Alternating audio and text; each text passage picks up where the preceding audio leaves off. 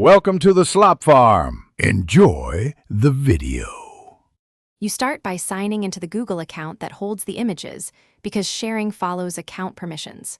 Once signed in, open Google Photos on your phone or Photos.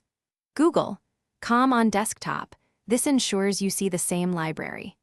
Now pick the photos or an album you want to share, tap or click to select multiple items, and make sure thumbnails show as selected. This first step sets the scope of what you'll share and prevents accidental exposure of unrelated images. Next, tap the share icon to reveal options because Google offers links and direct sharing to people.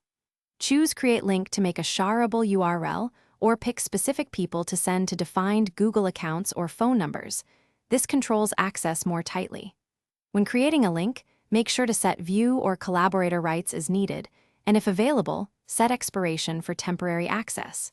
By deciding method and permissions now, you avoid unwanted editing or indefinite public exposure later.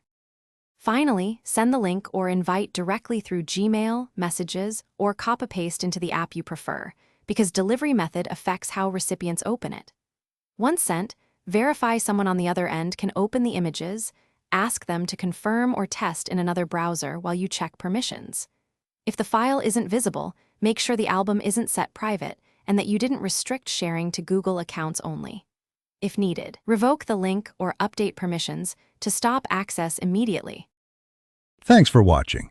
Consider subscribing if we helped you today.